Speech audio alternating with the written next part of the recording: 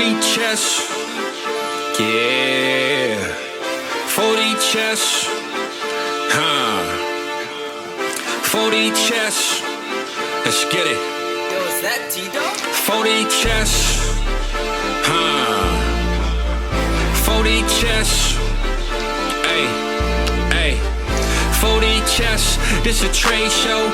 Patreon where the trades go. Tap in and watch. That's what you came for. Ain't gotta say my name. They know my name, bro. What's good, man? We got McNutted in ATM. Always start off the show with a trade from them. You should always make sure that your trade is in Patreon. Why not be a Patreon? Know you wish you could spend every day with them. Tap in and say what you gon' say with them. South Harmon could fill up a stadium. Next time you log in, make sure that you bring a friend. We about to kick off, let the day begin. Go follow the socials. 40 Chess FF is posted. If your trade is an F, you get roasted. Go like and subscribe for the crew. Apple, Spotify, and the YouTube. You know Cooper got the walk too. Let us give you a walkthrough. 40 Chess. This is 40 Chess.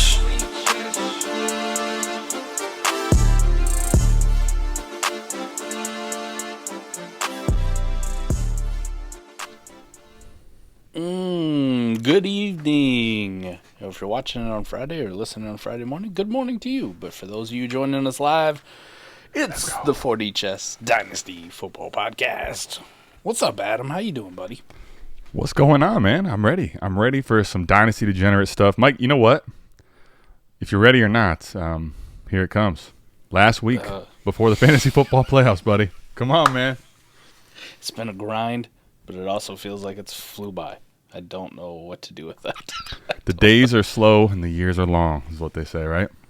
Man, oh man. And then, top it off, two major contending pieces go down on Monday Night Football. Great. Looks like we're going to be without Trevor Lawrence and Christian Kirk for the fantasy playoffs, so that's just awesome. Can I tell you that the thing is, Mike, it was 3. 3? You think you got Calvin Ridley going off with C.J. Beathard? C.J. Beathard went to Iowa. He'll be fine. One thing I just watched with Iowa is they can play and win or get to championship games, but they don't do very well at scoring points. Go check out C.J. Beathard, man. That dude could sling it. The one thing C.J. Beathard can do is find a way to make Shanahan have a under 500 record for a year. Shanahan found his own way. Although I do like that Mike is defending Calvin Ridley again. I love this. He'll be fine. I mean, I guess define fine. Well, no Christian Kirk, so you don't have to worry about those targets. So you'll be all right. You'll be okay, Adam. You'll be fine. Oh, okay. There you have it. Now, if you're relying on Zay Jones at all, you're fucked. Sorry, that's done. This Evan Ingram. I was actually going to say, if it's good for anybody, it's probably Ingram. It's probably good for Ingram, if anyone. It'll be fine, man. Listen, you're the same guy who wrote off Jamar Chase on the Start-Sit show because of Jake Browning. Yeah. And then, here we are. If you're good, you're good. Was I wrong? A little bit. Okay. A little bit. All right. I guess Nico had a bad game. Terrible. Awful. Garbage. Jamar Chase, though. You start him. Don't ever sit Jamar Chase ever. Oh, I'll continue to sit Jamar Chase for Nico, for sure. It's disrespectful to Jamar Chase. What are you doing? What are you doing with T-Law? I guess I'm just... Are we saying that the talent of Calvin Ridley is Jesus Jamar Christ. Chase has? By the way, Jamar Chase did not outscore Nico, so I would be correct. But it was pretty close. He lost. Mike, I put my balls on the line, and I was right. And you're out here telling me I'm wrong. Let's just tell the people the truth. Give them the truth, I give you credit. I mean, Tank Dell did break his leg blocking on a goal line play. So it really opened it up for Nico. There you have it. So it was only by technicality. Oh, you got it. It was a good call. I just got to bust your balls, buddy. Well, listen, I want you to do that. But when I put my nuts on the line, at least, I don't know why we said that. It was something was said that that was the line we used during the Start-Sit show. I'm like, I put him on the line, How are your nuts feeling watching that Monday night, though, when he's just like, fuck off? Well, I mean, listen, you had what we all were wrong on is that you should have played both of them. Who was the other guy in the question? I don't know. You know who it was? It was Jalen Waddle. It was Jalen Waddle. That was who we should have been sitting. Yeah. That was the guy. What I was going to say, though, Mike, is with Calvin Ridley, because the reason I bring it up, he had T-Law for most of the game. I think he had 3 catches. Yeah. And Christian Kirk got hurt really early. Yeah, he had a lot of end arounds. It was more so, yeah, they got him the ball as much as they could, right? Yeah. I don't know why teams always think the best way to get their playmakers the ball is give them end arounds to wide receivers. Well, I don't know if you draw up a pass play for them downfield. And I don't know if you had a theme for today, but I was actually going to talk through a few points. I wanted just to go through because we do this every year, Mike, where in the off season especially, we talk about it and we talk about attrition, and then we hammer that point home to talk about depth, right? Or at least having a plan of depth. You don't want to over depth in lineup, but you want to at least have a plan and understanding of what can happen. I want to actually go through a name because we're still not even at the fantasy football playoffs. We're a week away still. We still have a week of potential tragic things, all right? We don't want to speak them into existence, but we want to acknowledge there's another week. I want to go through and talk about the fantasy football quarterbacks in Superflex, where it's already scarce. The quarterbacks that we are going to be probably missing for at least parts of the fantasy playoffs, if not the whole thing. And talk about how many names there are for that. A lot. They put up a graphic on Sunday before Trevor Lawrence even got hurt, and I was like, yes. Son of a bitch. That was almost like bad foreshadowing. Like, don't do that. We only got one playing here. We already got one of them hurt. Let's just not. It was the announcer's jinx, right? Sons of bitches. It was ruled an ankle sprain, they said, right? It looked high ankle. Yeah, high ankle. Well, I mean, the reason I'm saying that is because people were talking, is there a fracture? He would look to be very, very much in pain. He was very pissed off, screaming, hitting the ground, like obviously not good. So, and then he stood up, tried to take a step, and was like, "Nope." Yeah, sorry, you're right. He did that, and then he went down, and that's when he was pissed because he knew it was bad. And then bad. Jacksonville's so janky. Fucking Duval can't even put the man on a cart. What's a cart? Your franchise fucking quarterback. You gotta have a security officer. Fucking. Listen, man, we're gonna go OG on this. We get 2 guys on you. You just put your arms up, and we'll walk you out. You're just gonna limp your ass all the way back to the locker room because we're Jacksonville. Because we're Duval. Damn, Mike. Mike's out here in bumfuck Iowa talking about how janky Jacksonville. Not that you're wrong. It's a good observation. You ever been to Jacksonville? I have. Did I ever tell you? You know what? I got a really good Jacksonville story, Mike, about their fans. So you do? I don't know if I ever told you this. So I'm in Cleveland. We're bad, man. We're really bad. It's like 2016. Actually, it was 2017, Mike. It was the year that they were good. Jacksonville had the Saxonville defense, right? So I'm at the casino. I'm supposed to meet one of my college roommates who's just so drunk. Now I'm by myself at the casino. Like, all right, well, I can't get an answer to the phone, nothing. So I sit down at a blackjack table playing. Only one spot in the middle. And the dude goes, you guys ready to scream like a bunch of idiots? Like about 10, 20 minutes in. And I'm like, what the hell is going on? I could tell they're like, getting after it a little bit. They're aggressive. And they're all like, yeah. So he just starts like, I had actually never heard the chant like this before. I didn't even know this chant existed, the Duval thing. So he goes, Duval. Mike, I shit you not. Like, I didn't even realize I was surrounded like Jacksonville. There's 30 people all at all these tables that scream back. Like loud as hell, Duval. And I'm like, bro, what the hell is going on here? They had a bachelor party in Cleveland because they played them the next day. Duval bachelor parties in Cleveland, Ohio, in the middle of winter. You're on mute. That's because it's probably like a vacation for them, right? Yeah. Apparently, Cleveland's a place to come. Cleveland's an upgrade from Jacksonville. Wild, man. But yeah, they're goofy, but they have some loyal fans. We'll say that. Except they keep trying to take the team to London. Apparently. Yeah, why not? Get them out there. That lady on TV last night looked like she was having a good time.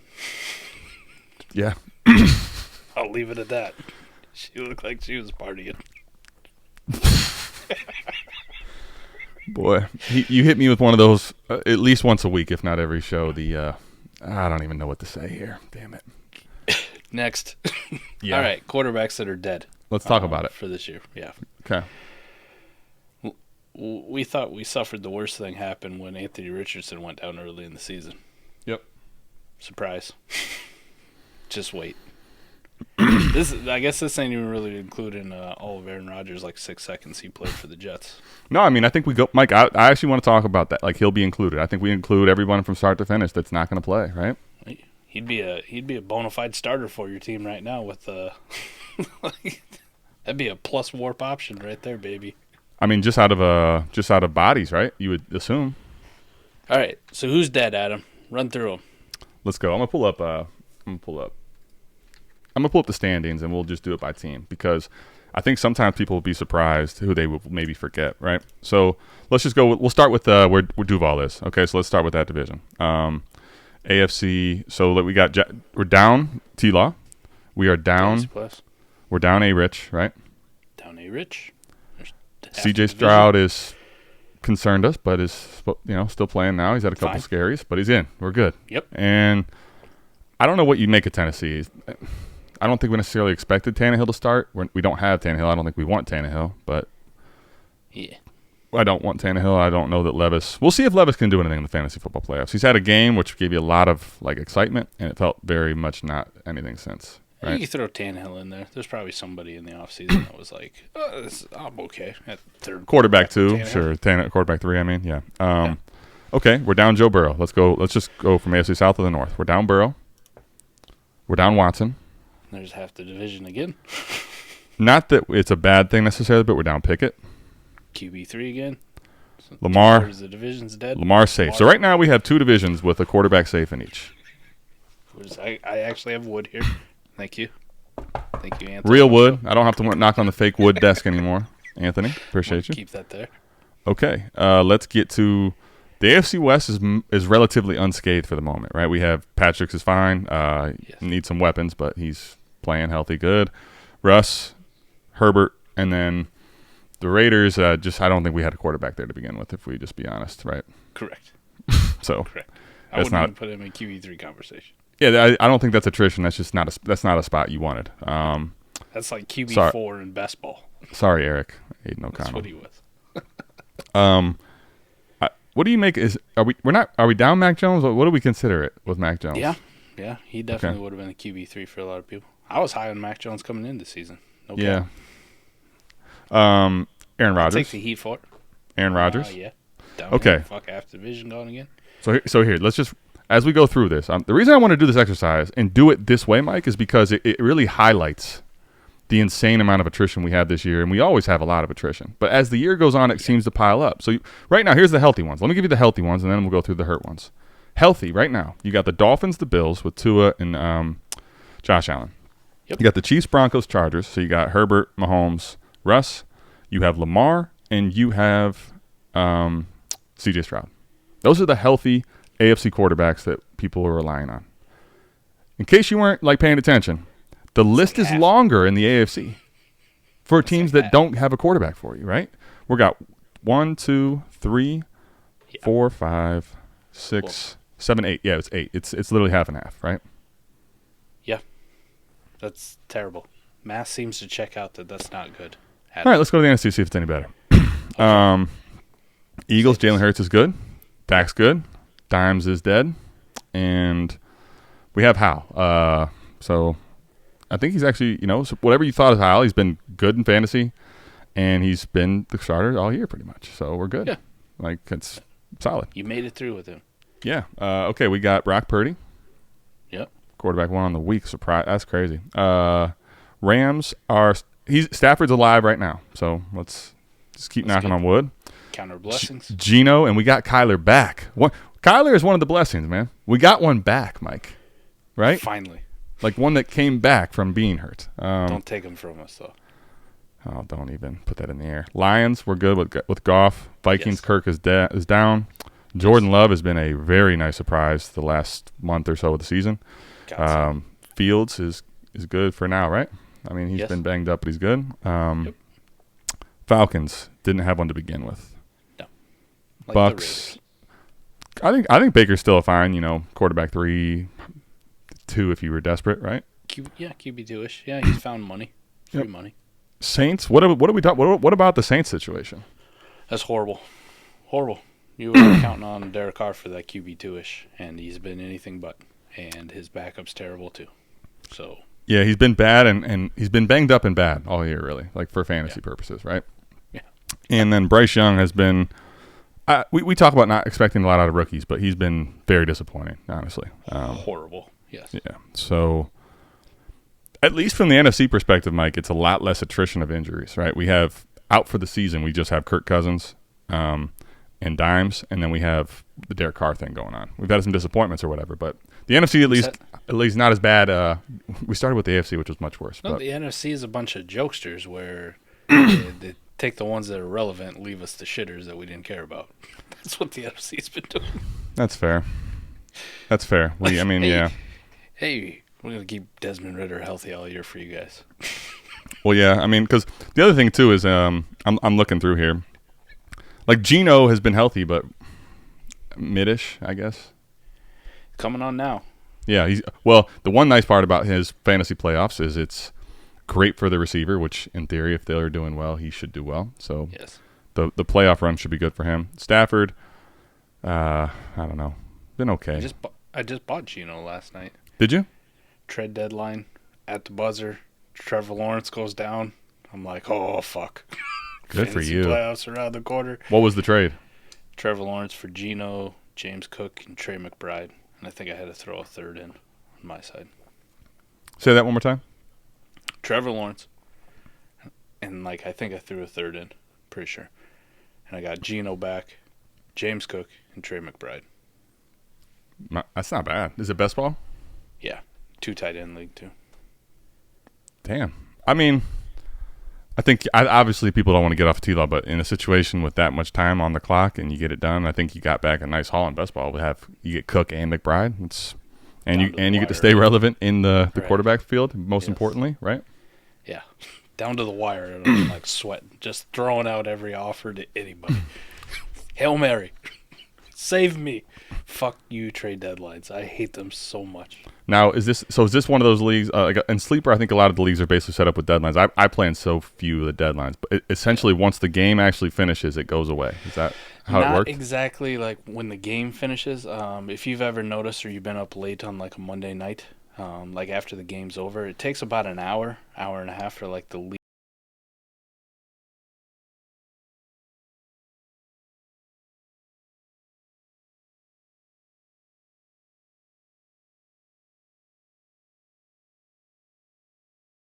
It's always sometime between 11:30 and midnight my time, so 12:30 and 1 a.m. your East Coasters.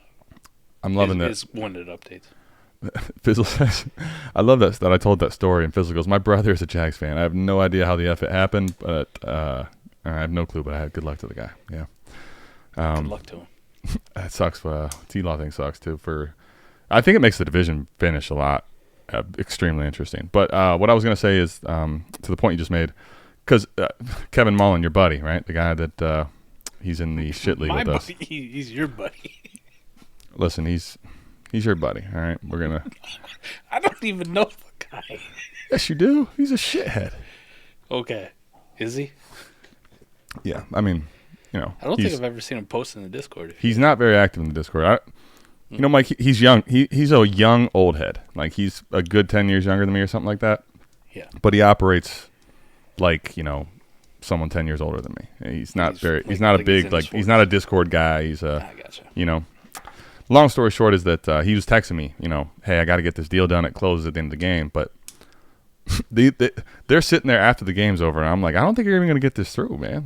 I'm like, dude, I was telling them the whole time, the price he's wanting to get done is too high. They end up getting a deal done, and they snuck it through well after the game was over. And it just caused a whole bunch of a shitstorm because the commissioner and everyone else is like, oh, it shouldn't even went through and all this stuff. I'm like, bro, you got two people that made a deal before the deadline was done by Sleeper.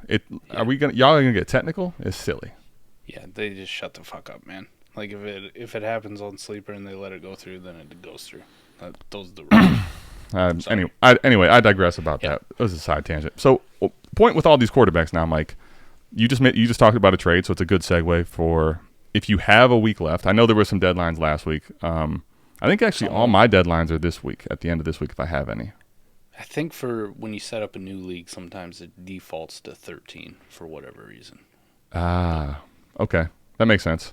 Yeah. All mine, it tends to be like it's the week right before the playoffs. Basically, like, all right, playoffs are settled, and now you can't trade if there is a deadline. So that's what I'm used to. But, I'm frantically last night. Oh, yeah. You see that injury, and I'm like, oh, I think you broke something. Okay, Yeah. so you go through and you just like click, and it's going, your trade deadline is this week. I'm like, what? Fuck. Here you go. Flowosaurus is one of us. Usually like 12:30 a.m. EST for sleeper. I'm always up watching for it. Look at that. We got eyes everywhere, man. We got eyes everywhere. What's that? I was in the ballpark. Yeah. But I mean, because the game, if you think about it, you said an hour to hour and a half. The game tends to finish around 11 o'clock at night, so that's about right. Ballpark it, yeah. Yeah. Usually around there. I used to have a Dynasty league, too, where it's the NFC East League. I shouldn't say used to. I'm still in it. And we used to add defensive points for the week on top. Okay. So, like, there's 4 teams in each division, right? 12 teams total. Yep. 3 teams. And then whatever that, if you're an Eagles fan, whatever the Eagles defense scored for the week on NFL standard scoring, you'd have to add it to the score at the end of the week, like a bonus. Because you couldn't have 3 copies of the Eagles defense, you know what I mean, Adam? So, Yeah. Yeah, I used to, have to stay up till, Late doing that? Yeah. Yeah, and then I got to manually enter the shit. Thank God we got rid of that. It was kind of cool for a while, but you know how it is. It's something new, and then it fades. Too much extra. Yeah, too much extra. I'm with you.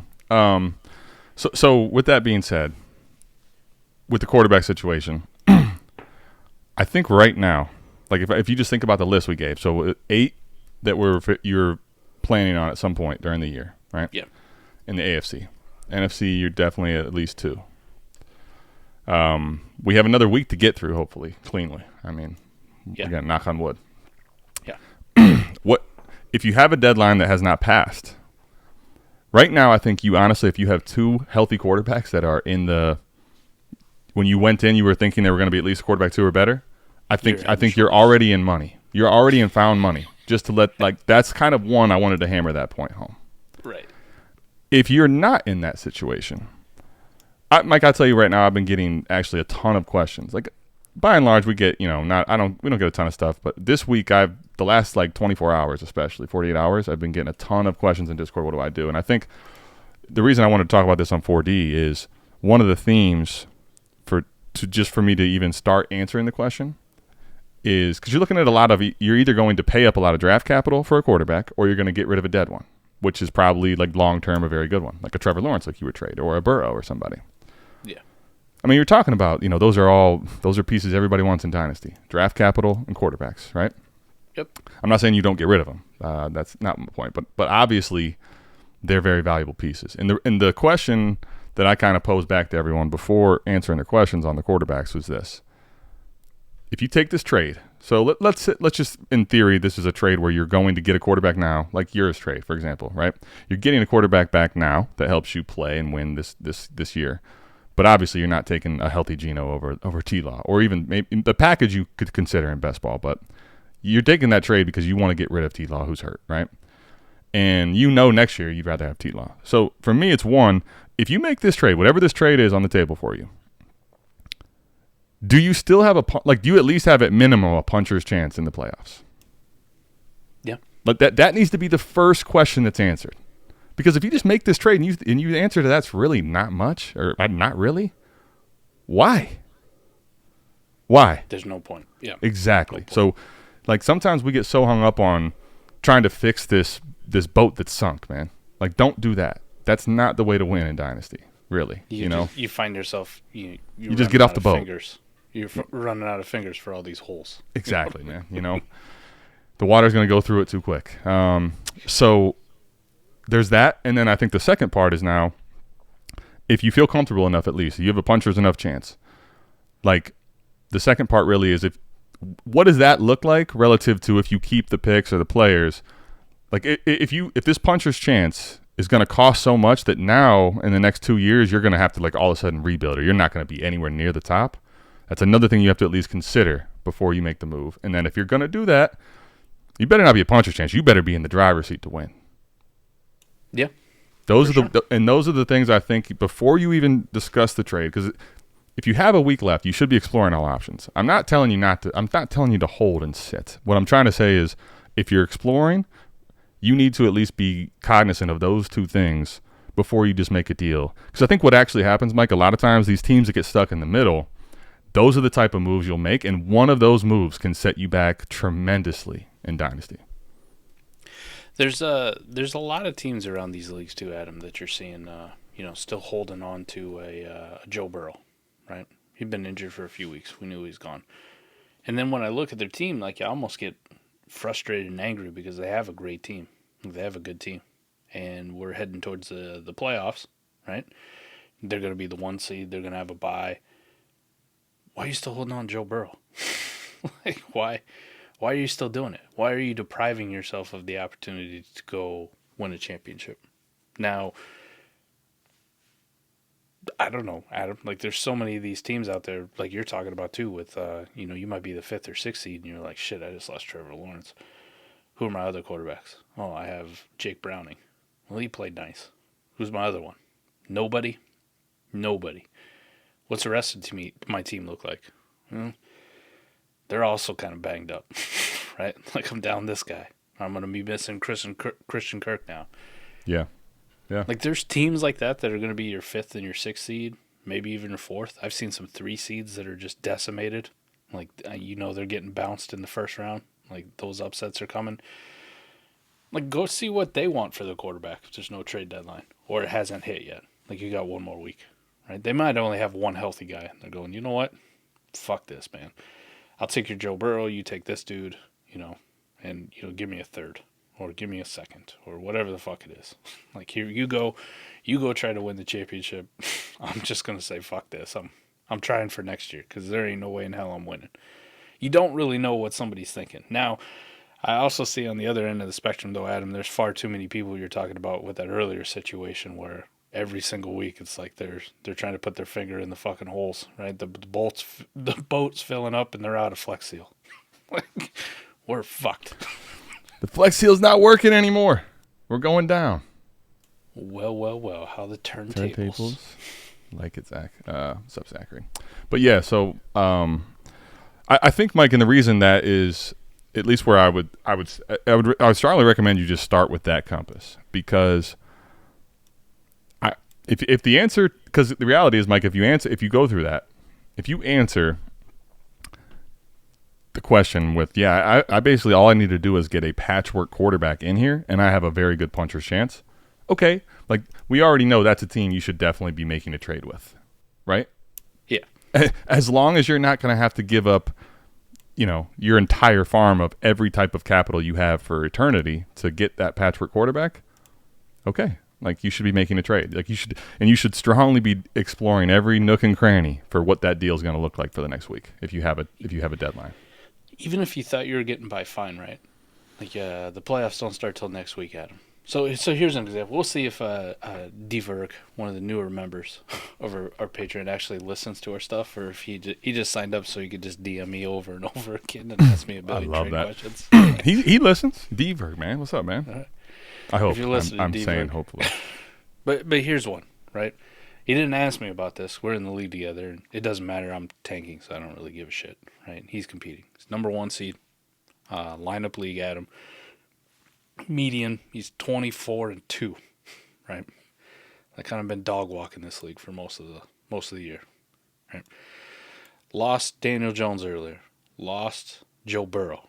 So his quarterbacks right now, he's rocking Baker Mayfield and Josh Dobbs or Nick Mullen. Those are his 2 quarterbacks. Blast from the past, Nick Mullen, man. Now, what happens here if, God forbid, something happens to Baker in week 14 or 15? Now he's down to 1 quarterback? Yep. Maybe? Yep. One that might not even be good, right? Last we saw, Joshua Dobbs looked horrible. Nick Mullins has always been shit. There ain't no sometimes good, sometimes maybe shit. He's just shit. He's just bad. Yeah, I mean, no, you don't have to be sorry. You're not wrong at all. Trade deadline in this league just passed. But, like, no effort. Like, even if you thought, like, okay, I've been getting by here with Dobbs and Baker. Like, wouldn't you want to load up or move Joe Burrow to get another piece, another quarterback? Even if that wasn't the central part of the deal coming back, right? You weren't trying to stay in that elite tier. Maybe you're just going to get a run-of-the-mill guy, like a mid-tier guy. But try to load up with another depth piece at wide receiver or running back. To me, if I'm in that position, like, the dynasty part goes out the fucking window. Like, I've already been dog walking this league. The rest of my team's good and healthy. I've been getting by with just kind of turd quarterbacks because the rest of my team's so good. I'm not chancing that, though, going into the playoffs, especially when there's a trade deadline. Like, I'm doing everything like, hey, what would this dude give me for Joe Burrow? Like, could I get this good receiver and just some quarterback back to kind of build this depth?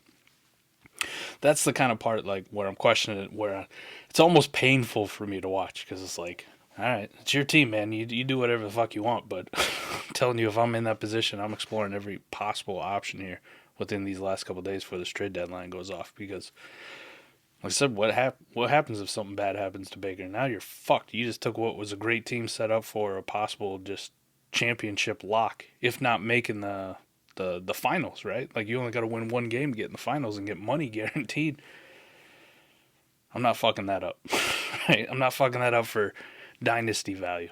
At that point, that shit goes out the window. This thing's a redraft now for the next 4 weeks. This is all I'm looking at. So I just thought I'd use that as an example. Like, that was one where I looked at it and I go, man, I really think you should be doing it the other way.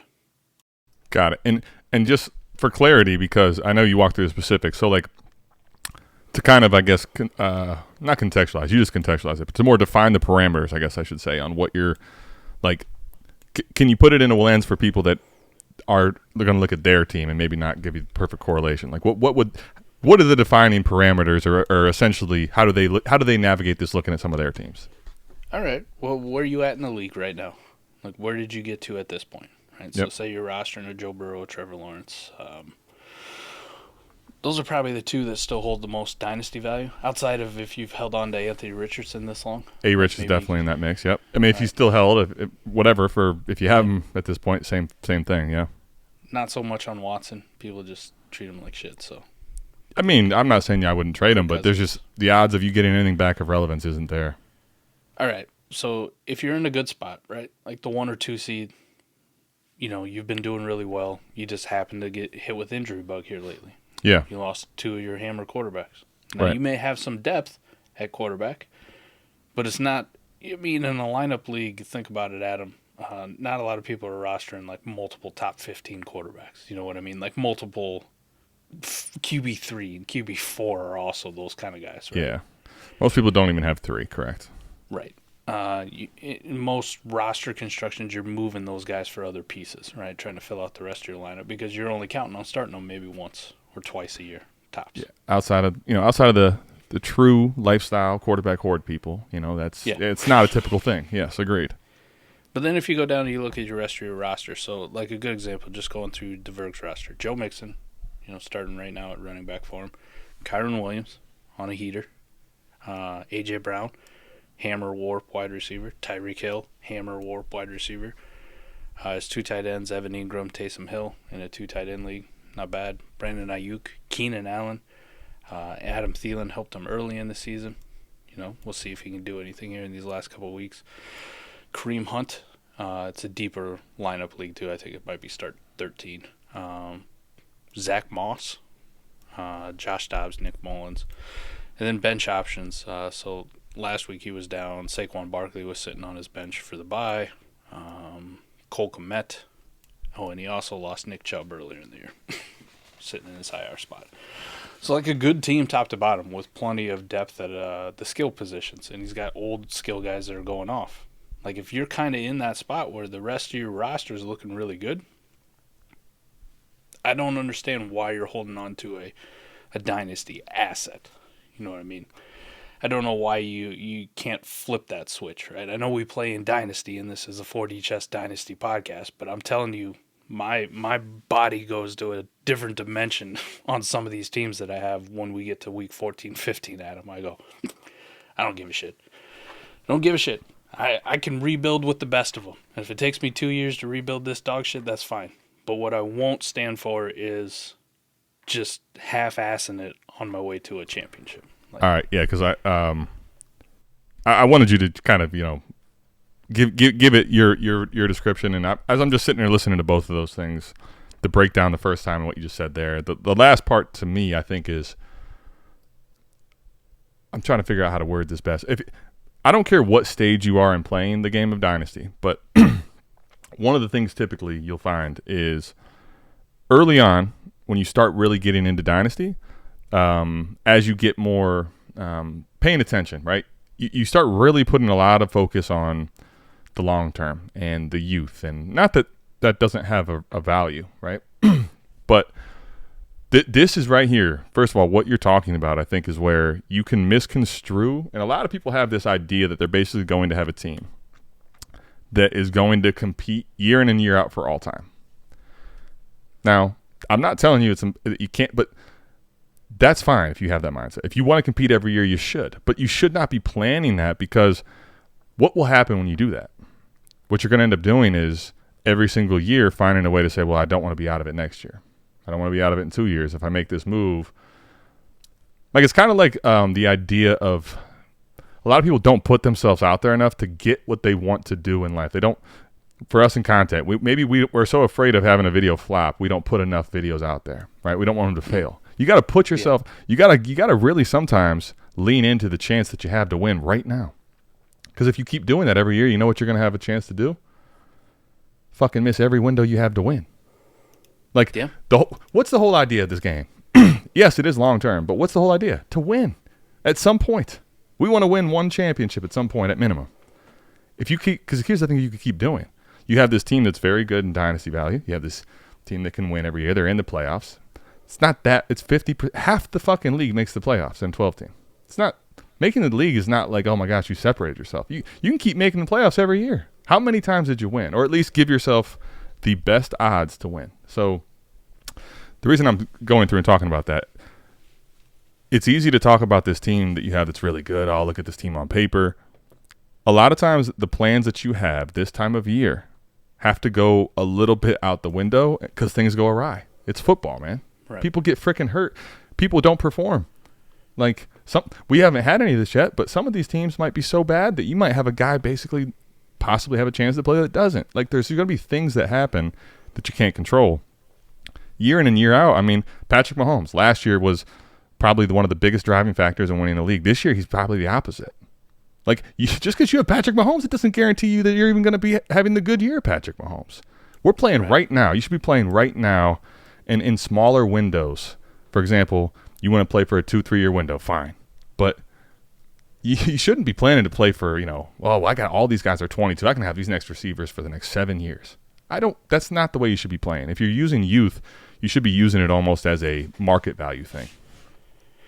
There becomes like we talked about it on the trade show, especially after the Joe Burrow injury. We saw a lot of like Burrow for Herbert trades. Some of them are straight up, that kind of thing. And if you're on the receiving end as a rebuilder, like, you kind of have the right to tax people. But also, like, I don't know if I'm really gonna let that kind of shit slip through my fingertips too. You know what I mean?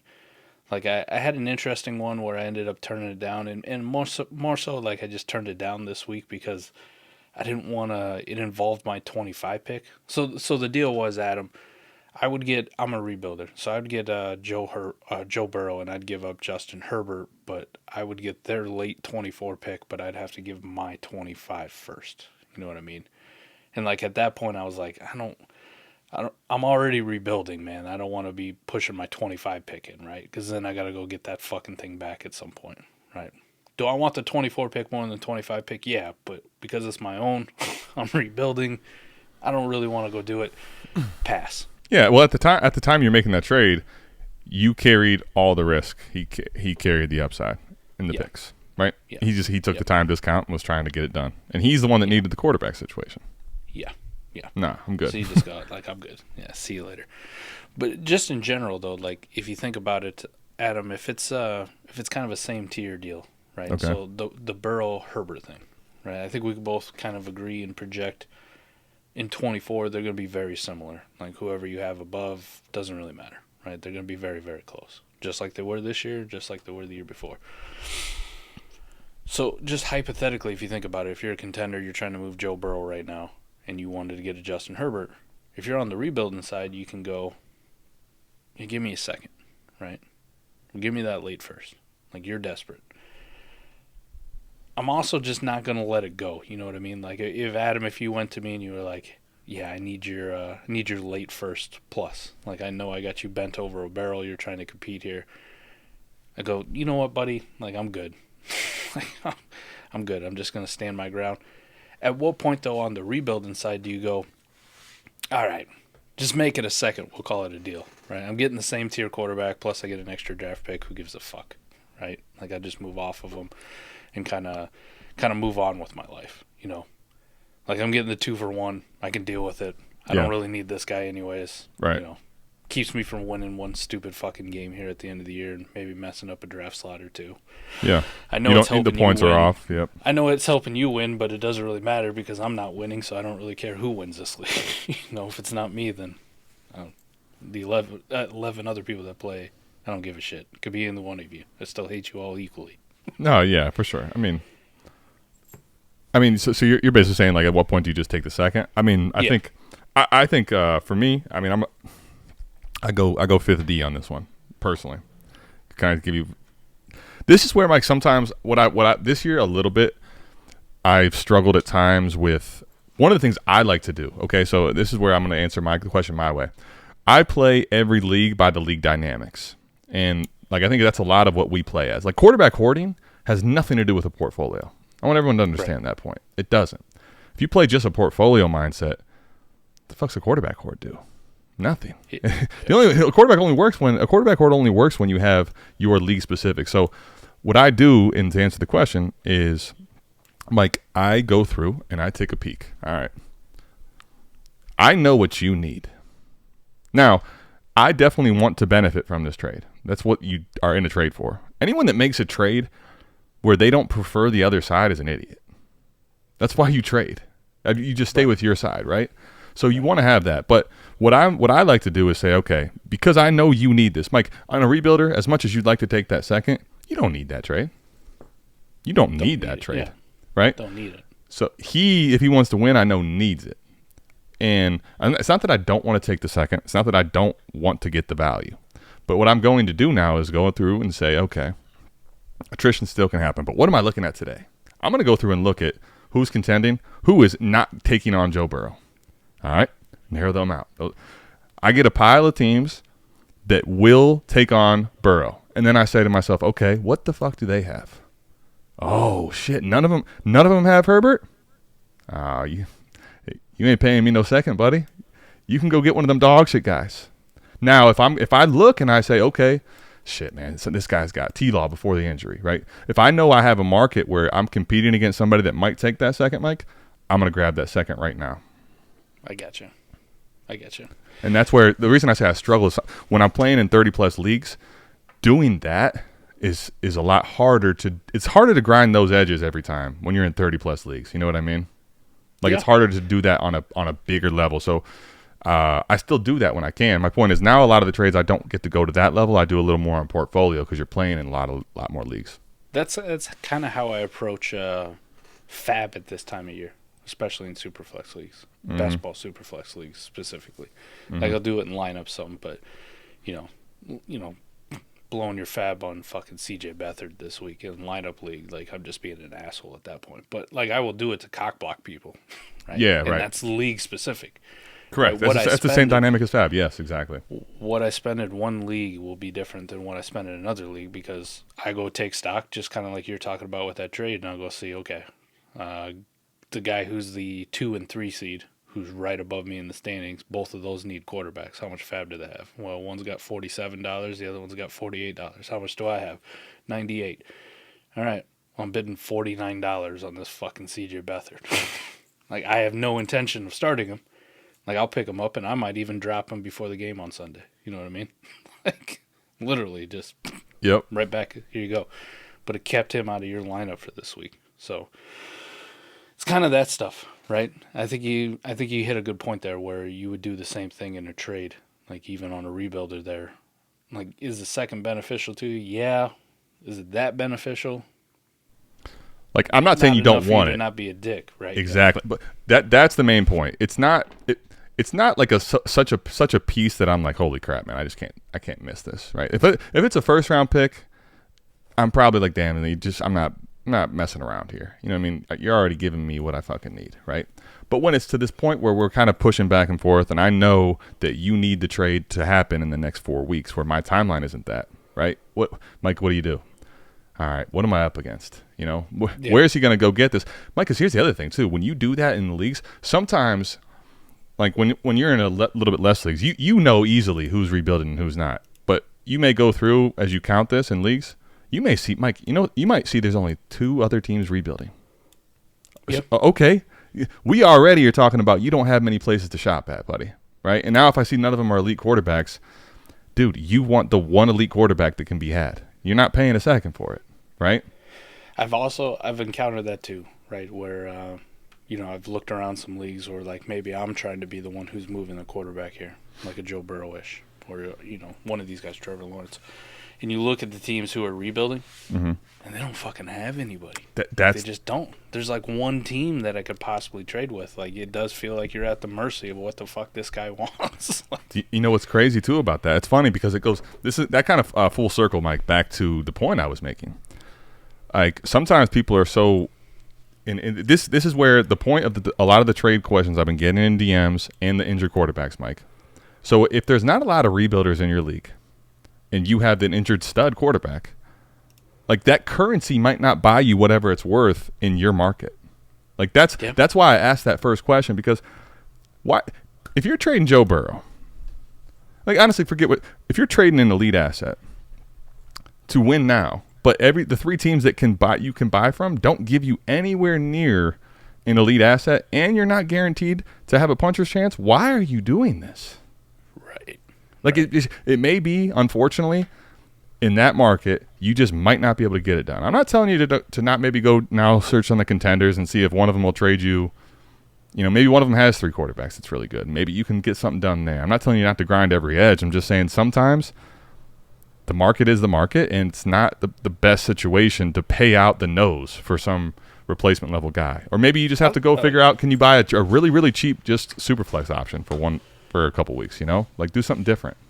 I think we give the people a real life example here, Adam. Like, we're both set up in the same spot, right? Let's do it, yeah. Go look at Rusty Tromboners. All right. I know I'm rebuilding in that league. And I'm the number 1 seed. Okay. Dog walking with Trevor Lawrence. Ooh, all right. Let me pull up Rusty Tromboners. Oh, man, this will be fun. We get some live dynamics in this, too. All right. We do. So here we go. So let's just discuss real quick. This is riveting stuff here. I'm being open about it too, right? Just everything we're talking about, how you evaluate the league. Okay, I look at Adam's team and I'm like, oh shit, Jalen Hurts. All right, maybe we could get something done here. How much extra am I gonna have to pay though? Right. Mm-hmm. One, if Trevor Lawrence was healthy and I wasn't up against it, I would still be adding to Trevor Lawrence to get Jalen Hurts. Right. Definitely significant, like a first at least. Right. Yes, like even in best ball. Right.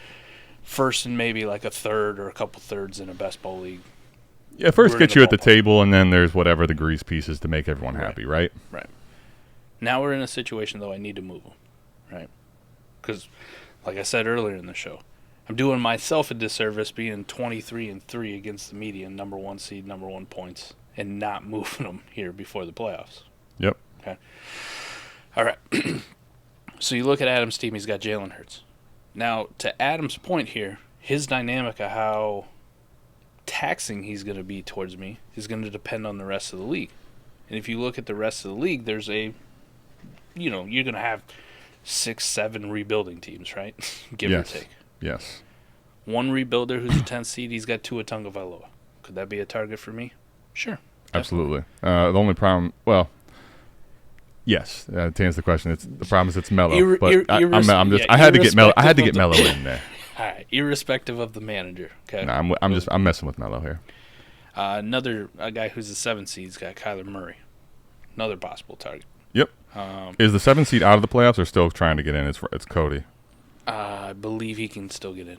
Yeah, he is. It's with the median only 1 game back and the points are close enough. You're right. Okay. Yep. I think, but still a target. Possible. Still a target. Yep. Yeah. Still possibly a target. Same thing you could say for maybe the 6th seed with Russell Wilson or Justin Fields. Those guys are probably less likely to trade, though. So you just kind of push them off. Yeah. We got an 11 seed, Lamar Jackson. That'd be a good target. That'd be a great target, yeah. Yeah. What about the guy in the 9th spot? Patrick Mahomes. All right, we don't talk Jalen Hurts, Patrick Mahomes, same thing. So it's weird to see so many good quarterbacks here in the bottom shitter teams. Correct. Well, I mean, and that goes to the point of, I would say, where each league market, that's why I kind of wanted to walk through that. It's funny because we have a live example of the opposite. Yeah. It can be any which way. Your league market is not subjected to anything other than the managers that run the team.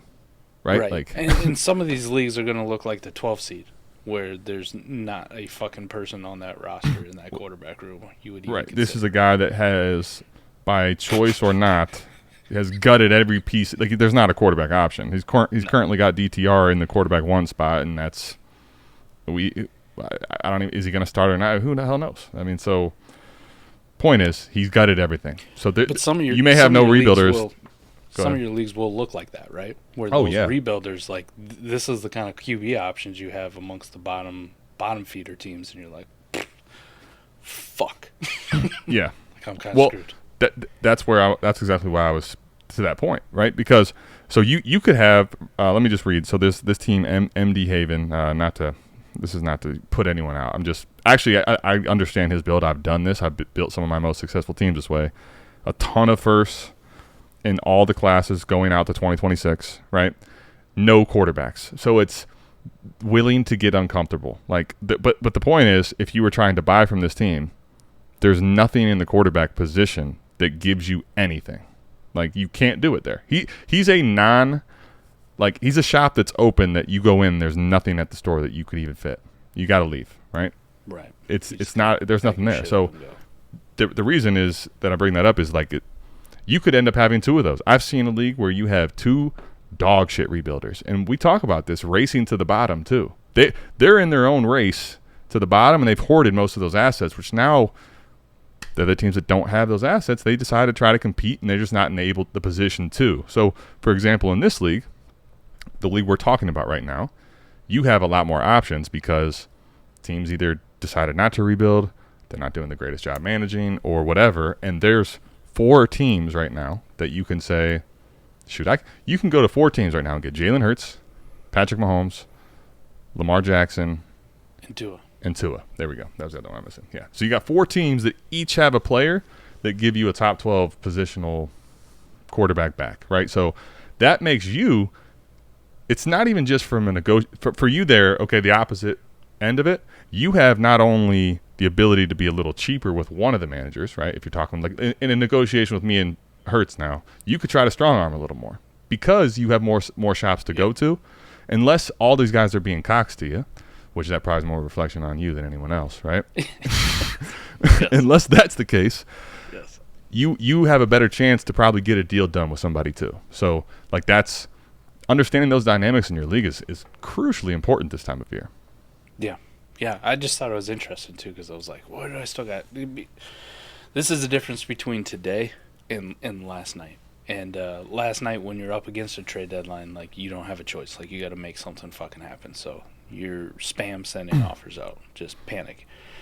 This is why I also really do like not having trade deadlines in Dynasty. I was getting to that next, man. Oh, it's so funny. Mike, here's can I tell you why this is so big in the question asking? So I know a lot of these people that are asking the questions. I know there's a lineup league and it's a deadline league, right? Mm-hmm. So I just want to talk to you.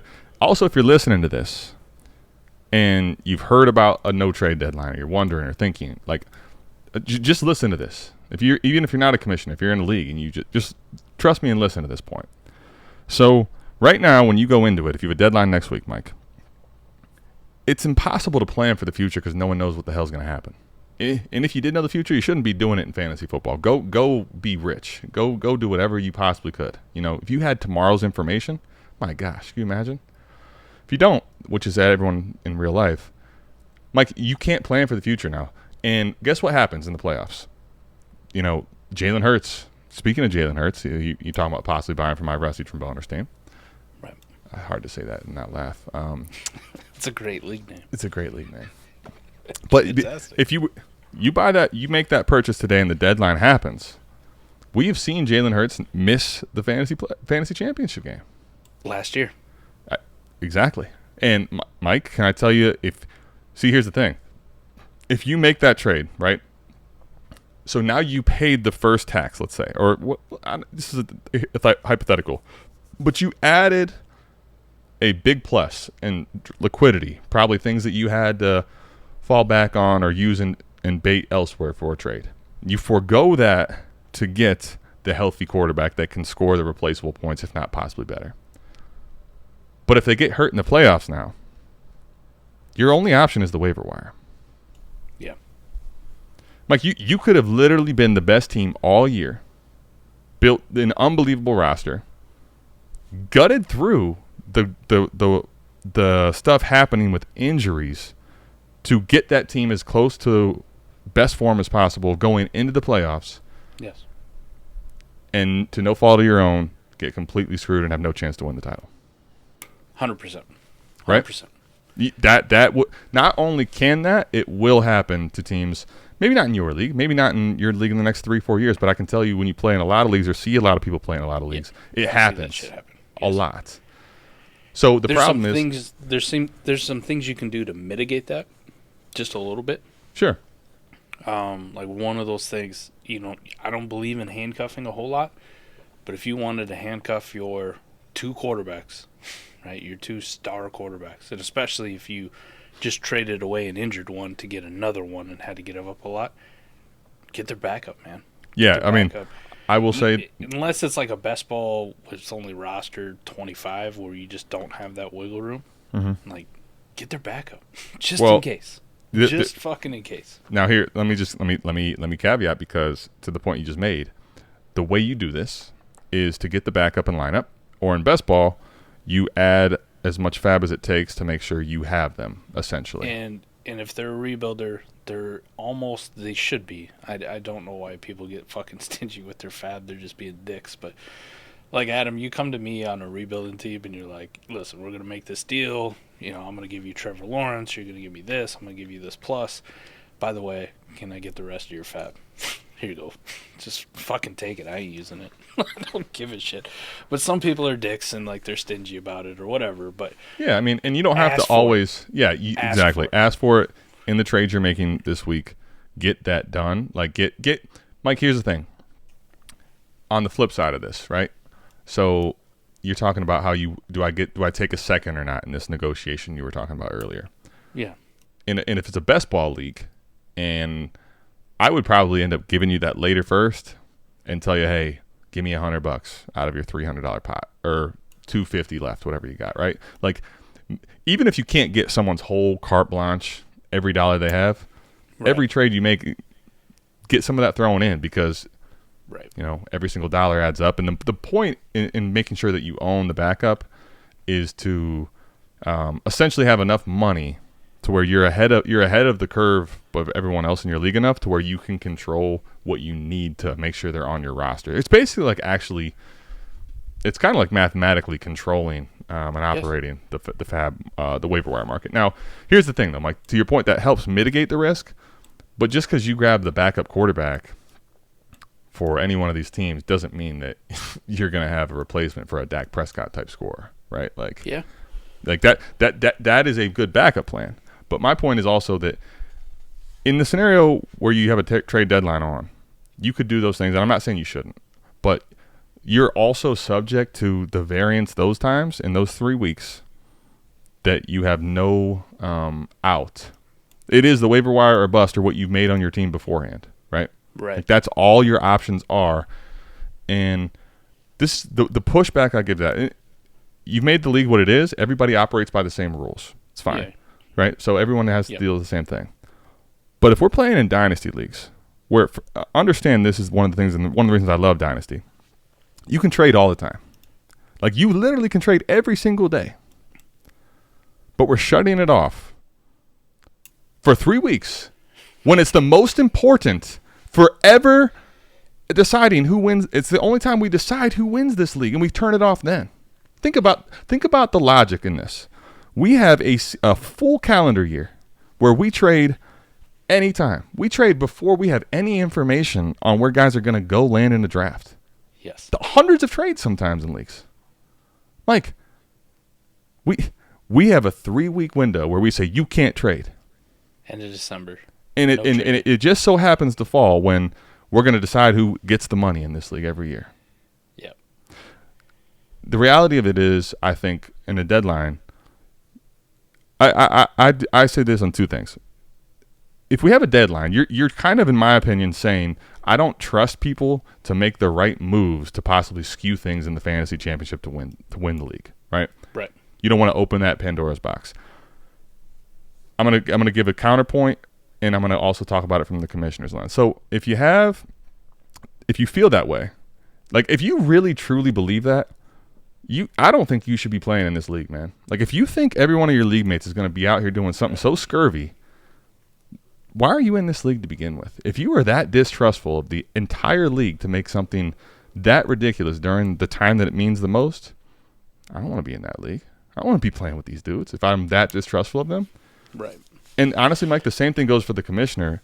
If you are ever feeling like I don't know that the commissioner would make the right decision in certain calls when it's not black and white, like last year, we didn't have, during the championship game, we didn't have an actual decided game. We had a whole game that was huge with players in it. Didn't finish. Rare. In those moments, if you are not trusting of how they're going to handle that, or if you don't trust how they're going to run things, you shouldn't be in the league. Like that's my personal opinion on the matter. 100%. There's some really shitty commissioners out there that should never be in charge of leagues. Period. You can definitely tell they're always biased to themselves and yada, yada, yada. But, if you get that feeling where it's like, listen, I don't trust anybody else in this league, that's not fair. Like we saw the one with Slim Nose friend who joined the Patreon. So hopefully he's listening at some point. Right? Like that thing going on. Right? The Kyron Williams trade being disallowed because, what? Guess what? That guy was playing against the potential Kyron, manager who just made the trade.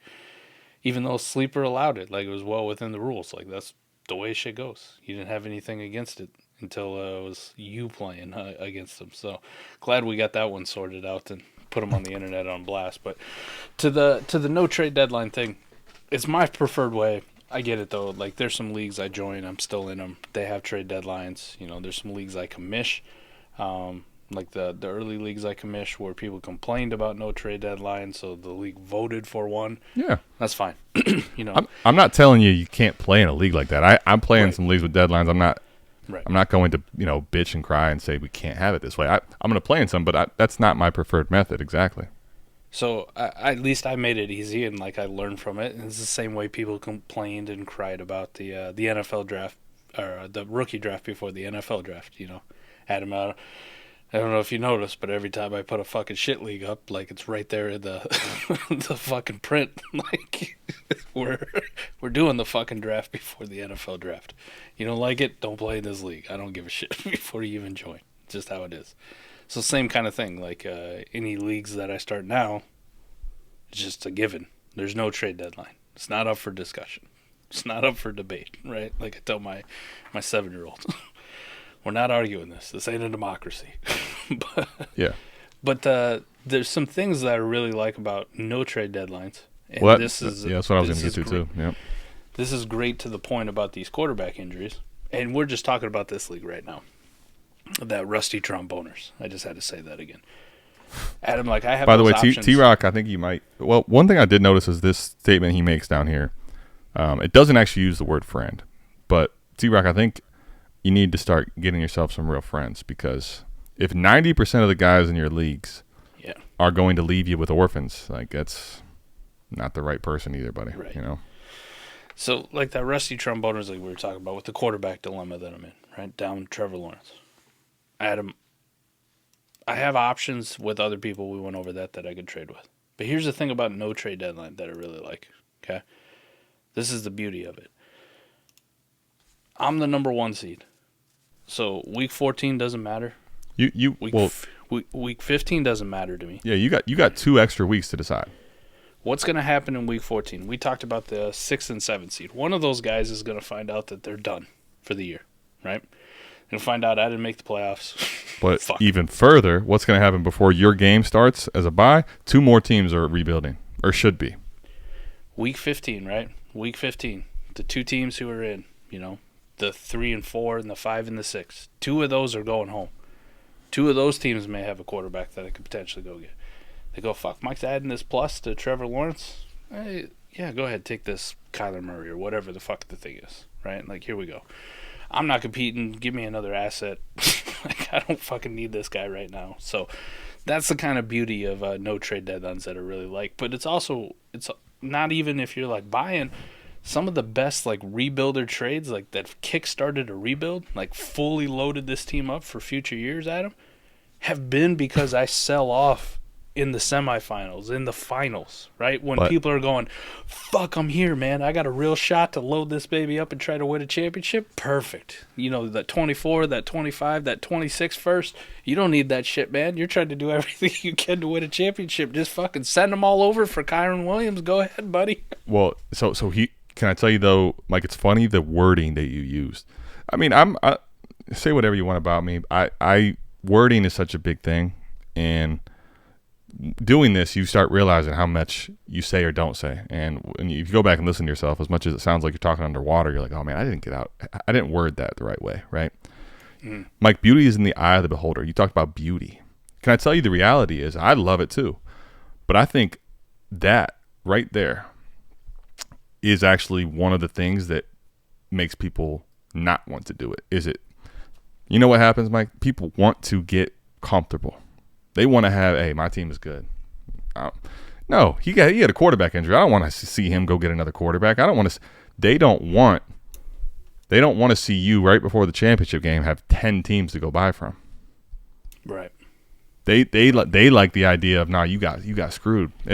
People are very stuck in their ways on a lot of stuff, and they don't want to. You know what they don't want to have to do is go every single week in the playoffs, figure out how to grind the edges and make their team better throughout the playoffs. They want the playoffs to be the playoffs. I get you. And I think that's actually one of the things, though, that makes having both leagues fun. Because you know how you know that? You know how you know that you prefer that way? You play in both.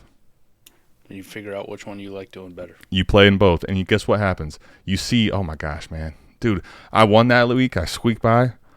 But damn, man, I lost 2 running backs, a receiver, and a quarterback. All right, I just beat you. Sorry. Let's get over it. What can you give me now? What can we trade? All right, I'm out. Let's talk. Why not? Why? Why is that a bad thing? Why? Yeah. His team lost. Why can't we add more assets to it? Why can't we have every single week? Again, Mike, we trade every week in Dynasty. Every day in Dynasty if we want to. Yes. Now all of a sudden we can't? I don't understand it, frankly. I don't. Yeah. Other than people are playing scared. I don't get it. I don't understand it. I'm no trade deadline through and through, but I get it. Like, if you got one, cool. That's the way you like to play.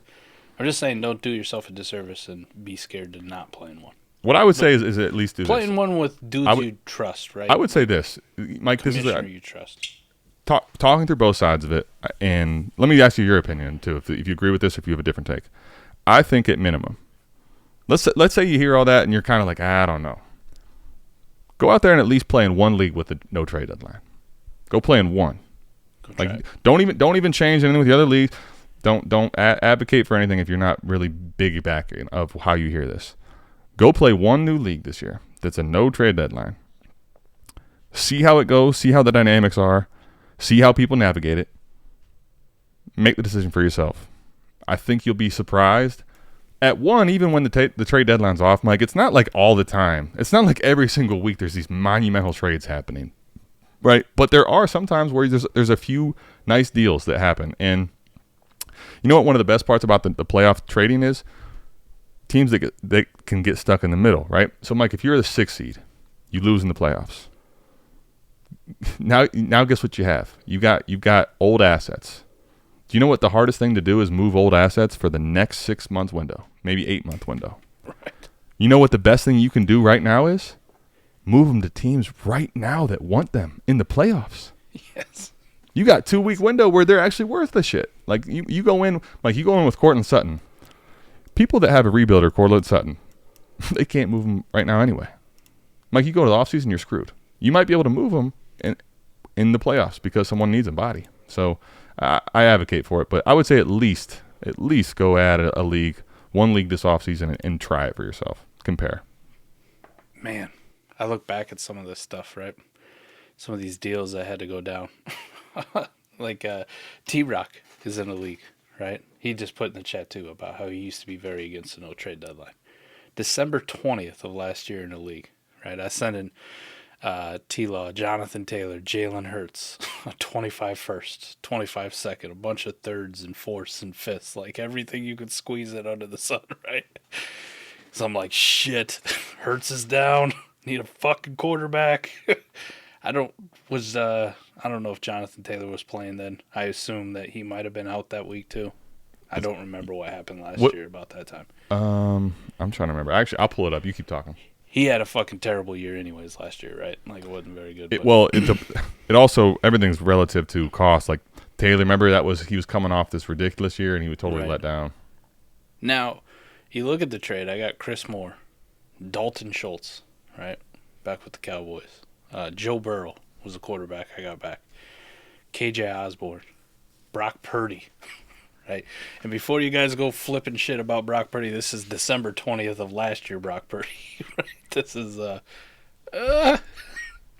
is he the dude? I think he might have had, 2, maybe 3 starts under his belt by that point. I don't remember. It wasn't very much.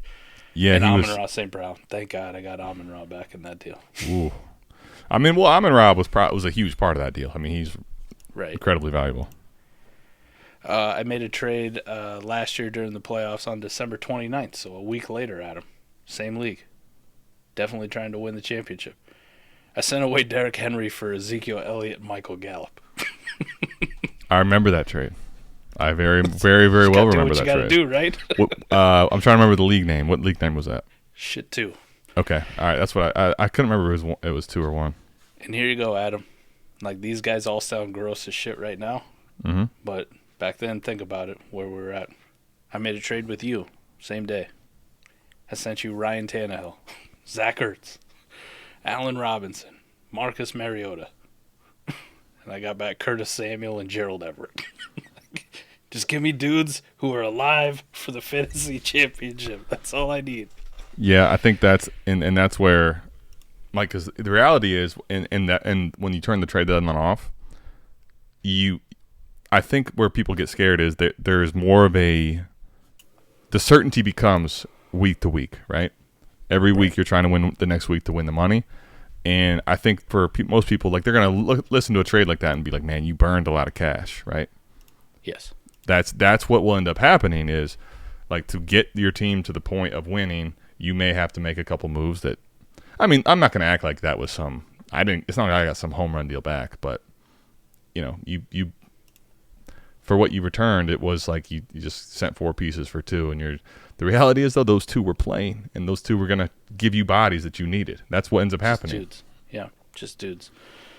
Now, granted, those are for those listening to. These are best ball leagues. So if you only play in lineup, understand like that that concept is not going to apply in lineup leagues. That's a best ball trade. I look at some deals that went around that time. It looks like Brooklyn J.K. might have been the other guy trying to compete, right? I'm pulling up 2 that come to mind big time for me. Go ahead. Hey, you got Greg Dortch in a 4th for 25 seconds. Holy crap. This other one, he sent away Damian Pierce, who was on a heater, right? Heater. Yeah. Damian Pierce, Pierre Strong. Got back Brian Robinson, who we, shit on all the time, and Rashid Shaheed, which last year I think maybe had like 2 games worth of shit. But he was healthy, and he was playing. Yep. So I'm assuming Pierce might have been missing around the end of December there, too. Like, missing a game. Mm-hmm. He did one right before that. He got Jerick McKinnon. Look at that guy. League winner right there. Jeff Wilson. He sent away Jameis Winston in the 3rd.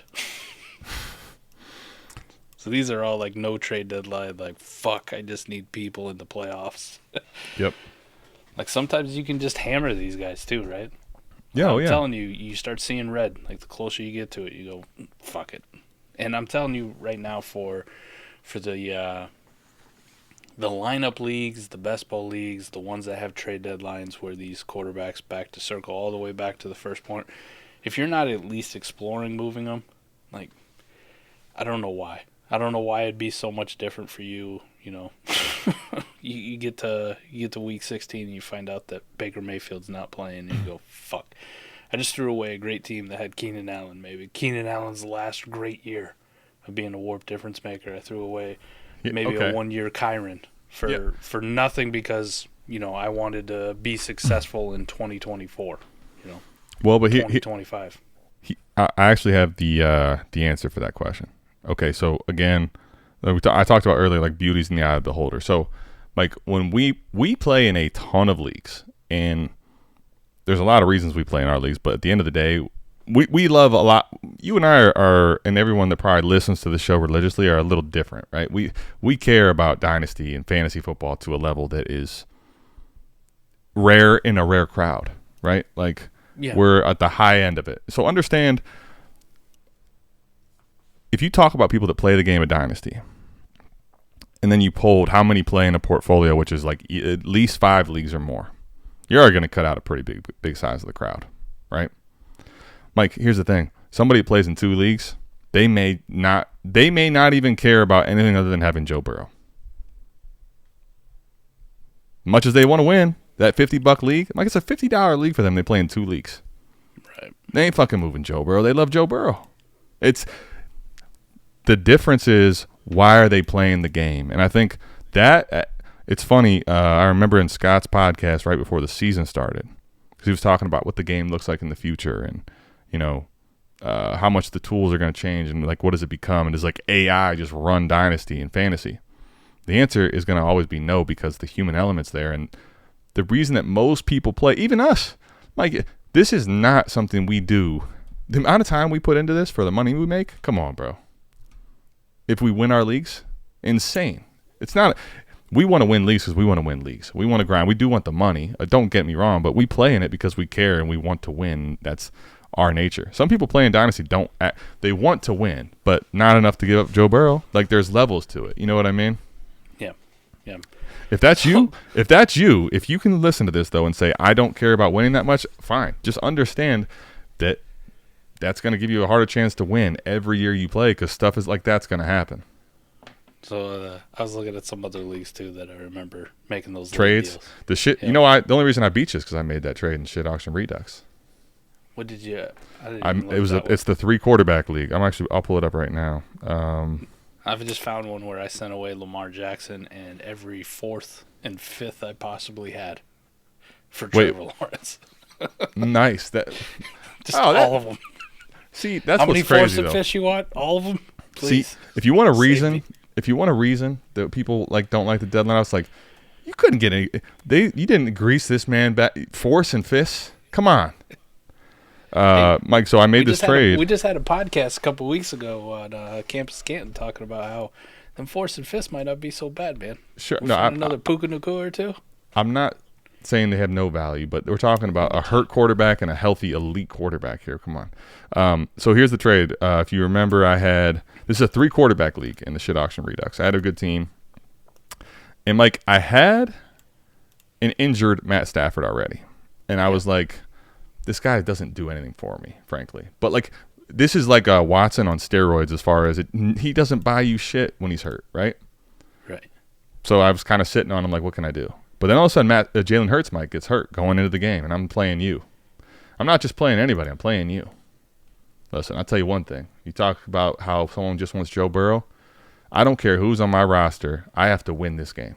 All right? So I made a trade for Jalen Hurts, Matt Stafford, and a 23 third. And in return, I got Dak as the primary Hurts swap, which felt like a pretty good tear down. But I also got Daniel Jones, Nick Foles, who was starting at the time, Chuba Hubbard, and Raheem Shaheed.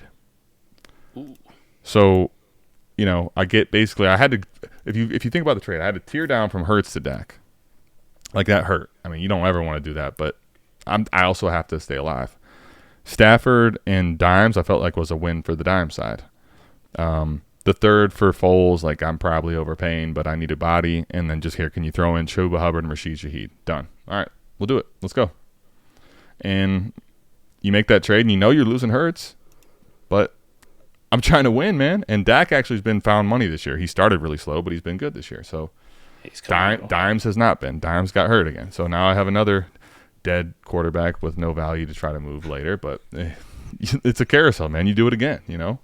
But Mike, if I would have stayed with Stafford and Hurts, if I would have been stubborn and said, no, I want Jalen Hurts on my team, I don't make that trade, Mike, I get blasted by you in that game because you can start 3 quarterbacks. All 3 quarterbacks added were in that trade, right? Like you don't get that done without the trade deadline off. And what happens right after you beat me? What was that? We make a deal. Oh yeah, I'm absolutely. Dead. I'm another dead team. Adam, you want all right, Adam. Latavius Murray? Let me get that third. Listen, you son of a bitch, you beat me. I hate you, but but life moves on. Let's make a deal. Life moves on. Show goes on. Yep, the show goes on, man. So I think I would just say a lot that we kind of went through in this podcast. I'm sure it's over an hour yet. Time flies when you have fun. Hour 20. But highlighting points again because this was unplanned. We just kind of went off the cuff. This is complete, like off the hip, like episode. 95% of their shit that we do. It's just at least. Here we go. It is. You're not wrong. But a lot of times we'll have like, hey, we're going to talk about this. Or right before we start, we're going to discuss like a theme. This was a complete nothing. We just go. We just talk and see what happens. Yes. So I wanted to highlight the points that we didn't plan, but we kind of went through that are very big. I think understanding how much attrition's already happened and understanding that one point we haven't really made, but it's in the same regard. Remember, this is now December football. So outside of the dome stadiums, you're talking about guys that have played a long season playing in brutal environments where the stakes are getting higher by the week for these teams. Yes. Yes. I got news for you. You add all that up and you put it into a spelling word, it's attrition. Right? So that's factoring in already the injuries that you have. Going into the playoffs, and just think about what can happen, some backup plans for the playoffs, what contingency plans you can make. So that was the first point, and then, holding on to dead assets. Why are we doing that? Why are we holding on to dead assets if you have a very realistic chance to win with the team around you if you make a trade? So that was, I think, the big point number 2. And then finally, quite a good tangent discussion on the trade deadlines and understanding your league in both scenarios. And if you're not in one that has no trade deadline, just try one, man. I'm not even saying you got to try a shit league. Just go try one no trade deadline league and see what happens. Yeah. It adds that extra layer of strategy to it. But, you could say the same thing about trade deadlines. Otherwise, I wouldn't have been frantically sending out offers to every single fucking person in the league last night going, save me. Yeah. Save me. Sure. Jesus has gone down. Mike, we play. Look at a lot of our leagues. We try as much as we can to make as much variance in our leagues as possible, other than Superflex. Like Superflex, non-negotiable.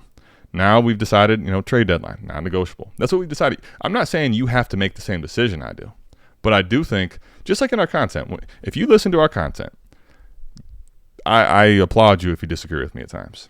At least just hear what I have to say and think about it. And if you decide, hey, Adam, you're a freaking idiot, that's fine.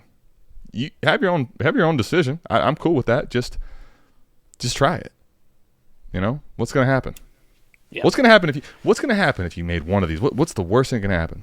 The worst thing that can happen is the worst fear that you have of all time. All these trades go through in the playoffs and you lose because of it. All right, you lost your buy-in, get out. That's probably not even going to happen. That's the worst case scenario. Give it a try, man. And the crazy thing about that too, like you hear those nightmare stories, right? Like, I don't want somebody just to buy a championship playing against me. Right. You have the same opportunity.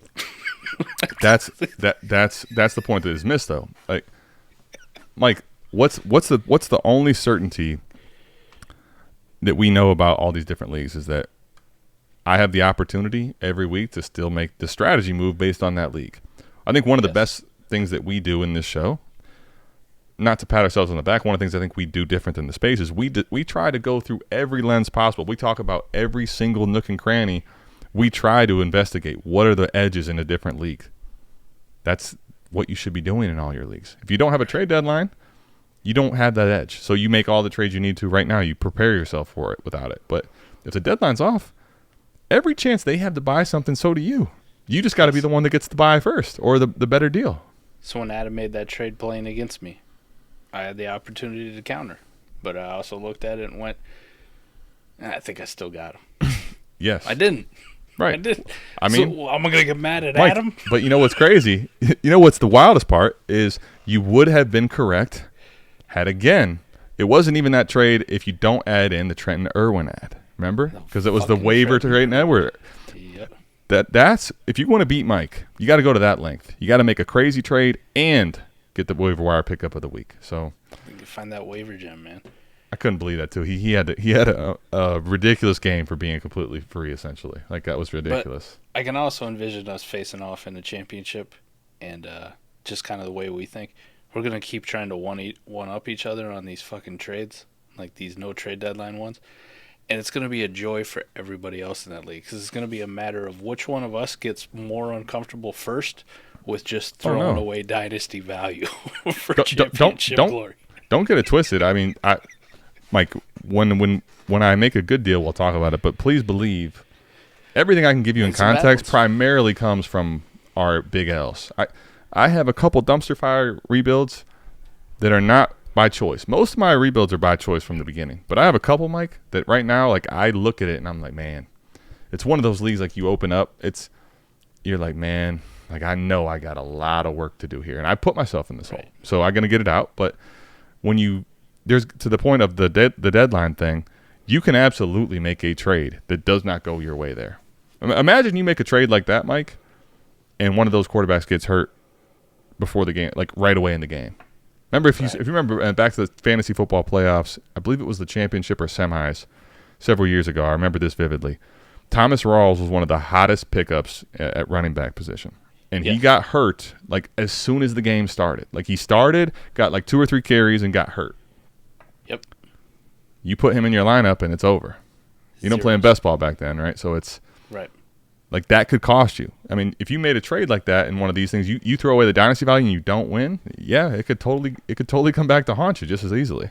Or was it 3 years ago or 4 years ago? You remember championship week? So this would have been week 16. It was before we had 18 games. Yeah, before 17. Yeah. On Christmas, Alvin Kamara. I could have done everything right. Oh, if I played against Alvin Kamara that you got week. Kamara. You either had him or didn't. You know, can I tell you the worst part? No matter what I did. You know what I remember that game as?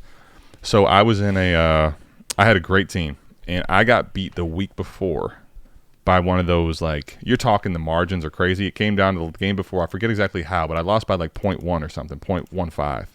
Right. I beat everybody the next week. I'm in third place game, right, with Kamara going for 50. Like, this is fucking stupid. Why? I'm in third place game.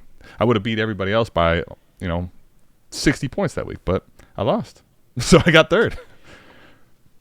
Just quickly before we bounce out of this thing, Adam, too, I remember vividly being in a dynasty league in the championship. Okay. The other guy's got Alvin Kamara. I just go, fuck, this is over. If you remember, the Bills played on Monday night, and Stephon Diggs also went off. I had Stephon Diggs, and he got me within like a fucking cunt hair. Oh, that's all. That's actually the worst case scenario. He made you believe enough to just kind of take it from without you. Yeah. The one. I mean, there's similar ones. The Kamara one by one person. It was 2021, I believe, though, right? So yeah, 2021, Mike. Was it 21 or 22? I think it was 21. The championship game, Burrow and Chase went essentially. Yes. If you played that stack, it was done before the games, the 4 o'clocks were over. Yep. I was in a good championship game that was expected to be a, close game, and I had no reason to watch football for the rest of the day because he beat me at 2:30. And I think I had like 6 of my players on 4 o'clock games.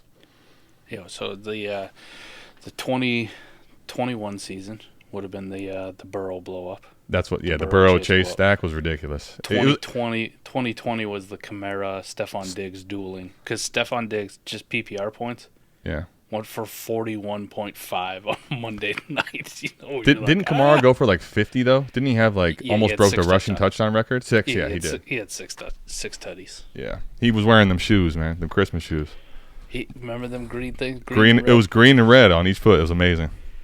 Alvin, if you could bring them back for our fantasy championship. Hey, he's trying not to go away for us. He's been pretty damn good this year. But anyway, Alvin Kamara. That's the other thing. Perfect. That's the other thing about, like, I guess. He scored 56. Yeah. To put a bow on this though, there's fantasy football. One of the things that makes it so awesome is there's enough variance to where, like, okay, if someone has enough strategy to beat you off of a trade, there, good. Like, that's good on them. You should be able to do the same thing. Like, how much variance is in these games anyway? Not that Kamara was a bad asset, but him scoring 56 points in the game that's the most meaningful is not anyone's fault at all. Like, it didn't matter. You could be the biggest Alvin Kamara believer. That is just benefiting you because he's on your team, or he's killing you because he's not on your team. Like, that has nothing to do with anything. That's just random. Like, there's enough randomness already. So let the chaos come out, man. Let the chaos in. Man. Let it go. Like some of these deals too. It's just how variance and how stuff works out right at them. Like one of the ones we've had pinned that was a horrible. You were drunk and it was a terrible deal. Yada yada yada. Right? Like, remember when you sent me Ayuk, Judy, Rondell Moore?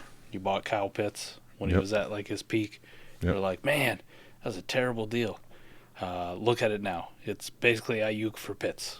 Right. And you got a third in 2023. Who knows what that could have been? That league got nuked, so no one cares. Right. Well, the funny part about it, though, was like, I remember after making it, I got roasted, and then, it was enough before the season started. So the season started, and I think if I remember right, that was like Pitts' unbelievable season too, right? Yeah. It was right after his rookie year.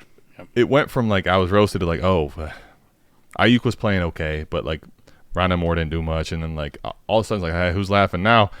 But again, you go back another year after that, and it's like, okay, well, so this trade essentially was a squash. Like, yeah, we make all that stink over what? Like this is just it's a decent trade at best, And think about this too, Ed. I had to go look that one up because I keep ship pinned in Adam and I's DMs on Discord just to go back and look, right? For ball busting purposes, for all of it. June 13th, 2021, Adam's doing a startup, and he asked in there, "Am I crazy to pass on Laviska?" Oh, I remember this one vividly. They were both dog shit. Take Daniel Jones or Myles Gaskin. And I pinned it because I was like, "You're nuts! How you pass it on the Visca Chanel?" I remember he said, "You don't deserve Visca." You don't deserve. You don't. You're too good. You're too good of a friend. I should have never done that to you. That was all I needed to say, Mike, we're not doing a podcast ever again together. But here we are, Take Laviska Chanel. No. He's terrible. But can I tell you the worst part? You know who I took? Who'd you take? Gaskin? Yeah, he's ass. Myles Gaskin. So guess what? Ass. We all lost. We had the answer right in front of us. It was Danny Dimes, and we took the wrong sides both times. So that's fucking fantastic. Oh man, what a good episode! I really do. Like just coming off the top here, just off the dome here. I like where it went. We talked about a lot of stuff, but championship week, it's coming up. We got the one final regular season game before the playoffs. Yeah, man. Let's go. Go sharpen up. Whether your deadline's off, on, you don't have one. This is the time. You got to do everything you can to sharpen your team up in whatever those capacities are, man. So go make it happen. Go make it happen. Go send out offers. Go, figure out what the waiver picks up. Make sure you should have already been doing this. But if you haven't been, this is as crucial of a time as ever to be listening to Eric's Waiver Wire podcast. Yes. And on that note, I wasn't planning to plug, but we're going to go ahead and plug. If you haven't tried the Warp Tool, another thing to try for a month. $6.90. If you're in one league, it's worth the investment. You're in multiple leagues, better go do it. We find stuff on there all the time, right? We're on Cody and Maddie's show on Sunday night, just watching Sunday Night Football. We got a nice Jordan Love discussion because that son bitch was dealing. So, Yeah. hey, let's go look at WAR for the last 5 weeks. Where's Jordan Love at? Killing. Killing. Contenders, pay attention. Jordan And Love. do yourself a favor. Tell them about the podcast. Just try not to let them get the warp tool. All right? All your league mates. You tell them after the championship. Like, you're going to need this for next year. I love it, man. So do all those things. And just remember, when your league mates are playing chess, play 4D chess. We appreciate y'all. Good luck to y'all this week if you need to get into the playoffs, unless you're fighting me for a spot, then I hope you lose horribly. That's it. We'll see you back here same time, next place. Same time, same place. Jesus. Or the next place. Peace. Or the next place.